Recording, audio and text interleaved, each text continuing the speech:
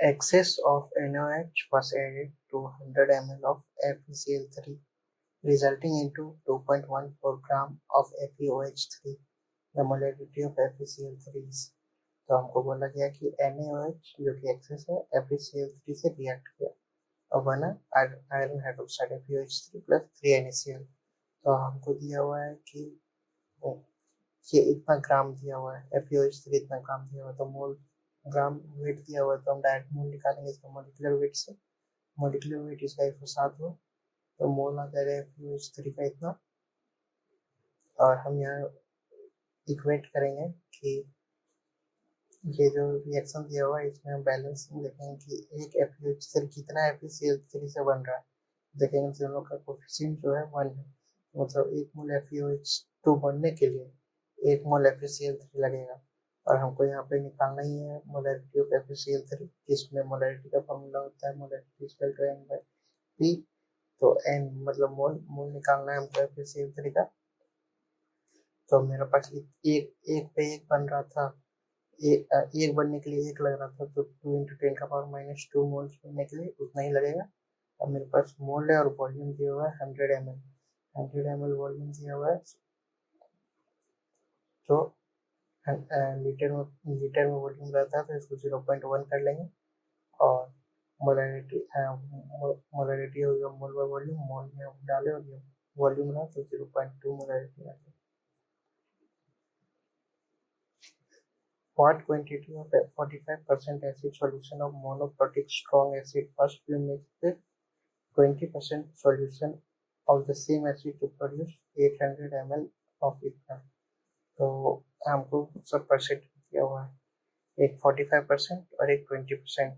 तो हम लेट ले लेते हैं कि मेरा मतलब टोटल दिया हुआ 800 ml वॉल्यूम दिया हुआ है, तो हम कितना परसेंट लें, मतलब परसेंट भी दिया हुआ है, कंसंट्रेट मतलब परसेंट दिया हुआ है, तो हम कितना वॉल्यूम लें 800 में कि हमको इतना परसेंट मिले दोनों को रिएक्ट कराने के बाद, मिक्स कराने के बाद।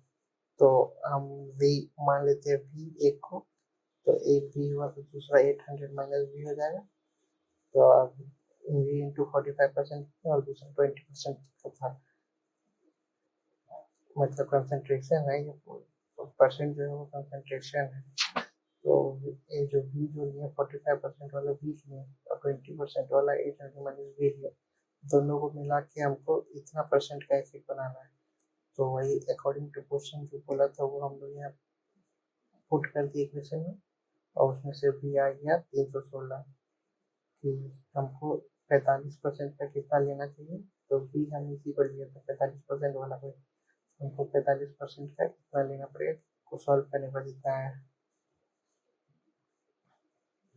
The ratio of mass percent of C and H of an organic compound is 6:1. If one molecule of the above compound A contains half as much as oxygen as required 2.1 molecule of CFHY completely to CO2 and H2. The empirical formula of compound is, तो 6:1 दिया हुआ है। इस सब में जैसे जब भी ऐसा क्वेश्चन मिलता है तो डायरेक्ट मोल का रेशियो निकालते हैं। तो 6:1 दिया हुआ है, 6/12 कार्बन के लिए और 1/1 हो गया, तो मतलब मोल रेशियो आ गया 0.51। और सिम्पलेस्ट रेशियो के लिए इसको 2 से मल्टीप्लाई कर देंगे तो 1:2 आ जाएगा। दिए हुए कंपाउंड अब हमको बोला कि contains half as much as oxygen, तो जो y है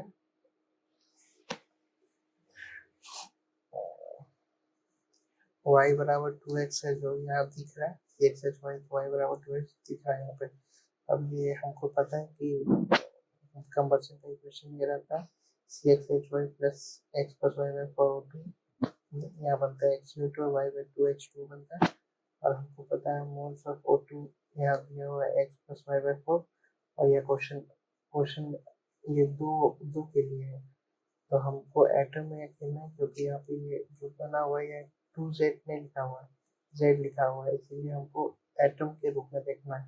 तो एटम O बन जाएगा ये, जब O2 के लिए ये था तो एटम के लिए 2 से मल्टीप्लाई हो जाए, ये बन गया। अब हमको बोला गया कि ये half as much as oxygen है, ये 2Z और ये इक्वेशन जो क्वेश्चन में दिया हुआ उस हिसाब से हो गया।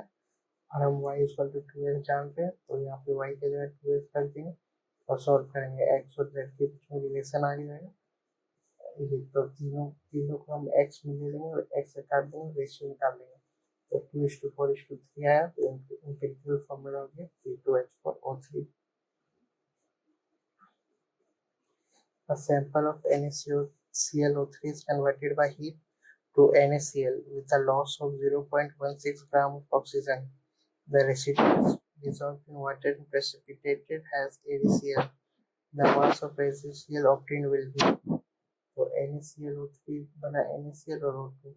O2 प्रोड्यूस कितना दिया हुआ है 0.16 ग्राम, और लॉस मतलब प्रोड्यूस वही हुआ। तो O2 का हमको वेट पता है, तो तुरंत से मोल निकालेंगे, मोल निकल गया। अब हमको बोला है कि the residue is dissolved in water and precipitated at AgCl। अच्छा ठीक है, तो हम पहले NaCl देखेंगे कितना है। अगर इतना ये रिएक्शन बैलेंस्ड है 3O2 2NaCl बनना चाहिए, अगर 3O2 बन रहा है तो इतना मोल के लिए रेशियो से मतलब यूनिटी मेथड से कि 2 से 3 बन रहा है, तो ये 5 इंटू 10⁻⁻2 के लिए कितना बनेगा 2/3, 3 डिवाइड होगा और इंटू 5 इंटू 10⁻⁻2 आ जाएगा मोल NaCl का। इतना मोल O2 से इतना NaCl चाहिए। तब हमको बोला क्या द मास ऑफ HCl, और जो NaCl जो था उसको हम Ag प्लस से रिएक्ट कराएं, तो पूछ रहा है the mass of HCl obtained will be. तो हम NaCl और Ag पर रिएक्ट किए। अब यहाँ पे देख रहे हैं कि दोनों का कोफिशिएंट 1 है, मतलब जितना NaCl मोल बनेगा उतना ही AgCl भी बनेगा। तो NaCl का मोल है 1/300, AgCl का मोल हो जाएगा 1/300। अब हमको मास पूछा है, तो हमको अगर मोल पता है तो मास निकालने के लिए मोल इंटू मोलिकुलर वेट कर देंगे, तो मोल इंटू मोलिकुलर वेट आ गया मास AgCl का। For per gram of reactant, the maximum quantity of N2 gas is produced in which of the following? तो ये सिंपल है, डायरेक्ट सब में देखना है क्या सब में देखना है कि मोलर मास कितना है और कितना N2 प्रोड्यूस हुआ। तो 1 ग्राम मोलर मास के लिए कितना N2 प्रोड्यूस होगा, जैसे कि ये क्वेश्चन ऑप्शन है ना, इसमें हम पूरा इसका मोलिकुलर वेट निकालें और क्वेश्चन पूछ रहा है कि इसका 1 ग्राम के लिए कितना N2 प्रोड्यूस होगा। तो 252 ग्राम है इसका मोलिकुलर वेट, जिसमें 28 ग्राम N2 बन रहा है। तो हमको 1 ग्राम का निकालना है इस मॉलिक्यूल के लिए, तो 252 से डिवाइड कर देंगे, तो ये आएंगे। सेम इसी तरह सब में करना है और कोफिशिएंट ध्यान देना है। जैसे अगर इसमें